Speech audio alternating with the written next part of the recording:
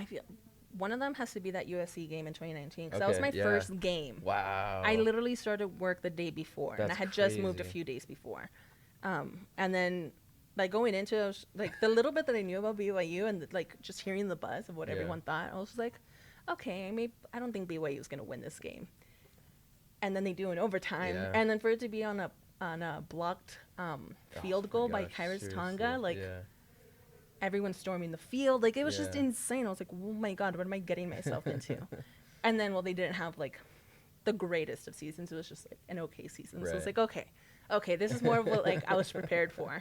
Because I don't know if I could have handled, like, a historic season Right off the gate. bat, Yeah, going into it, like, in the middle of the season. for sure.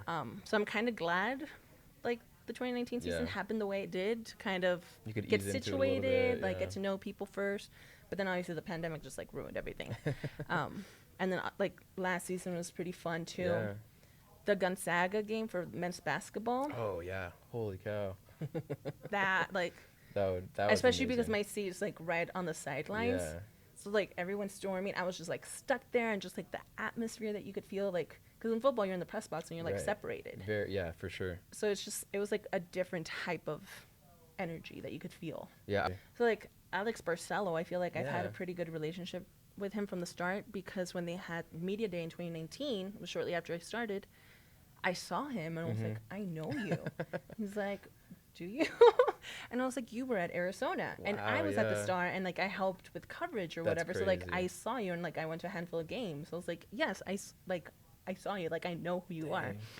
And we thought it was just so funny that, like, we both moved and, like, Yeah.